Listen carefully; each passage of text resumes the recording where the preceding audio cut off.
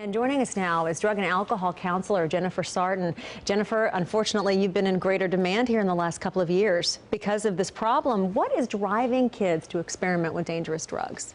You know, I don't think what's driving them has really changed. I think it's still peer pressure. They're able to find out more information on the internet, social media, and it just arouses more curiosity. So it's just as accessible as ever. But now you're saying prescription drugs are what we parents need to be looking for. Absolutely. And abuse. What do we need to know? Parents need to educate themselves on all drugs of abuse, specifically prescription medication. It's an epidemic these days, especially with teenagers, and it starts in their own medicine cabinets. Do you suggest then us thumbing through their stuff when they're not there? Absolutely. Our teenagers. You also say it's really about communication. Yes. So what do we talk about specifically? As parents, we must keep the lines of communications open. Know your kids' friends, know where they're going. When they get home, make eye contact, have a conversation, find out, how was your time, what did you do?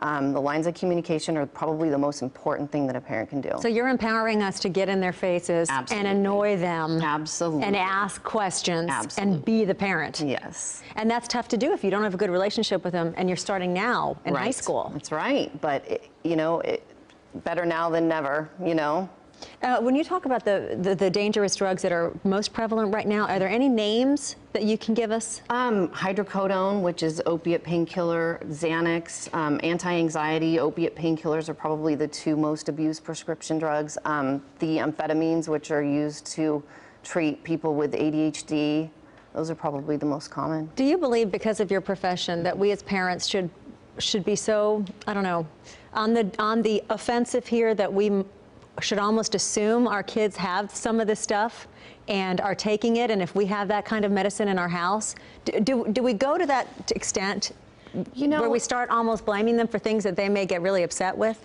If you're an involved parent, you're going to see symptoms of your child under the influence of drugs of that nature. And those symptoms are?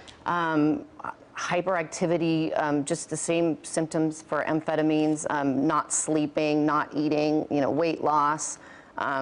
It's pretty drastic, and as a parent, it's pretty hard to miss if you're involved. Okay, that's super important to know. Open your eyes, parents. You don't want something like this happening in your home. Thank you so very much. Appreciate your information. Thank you for having me. Jennifer Sarton.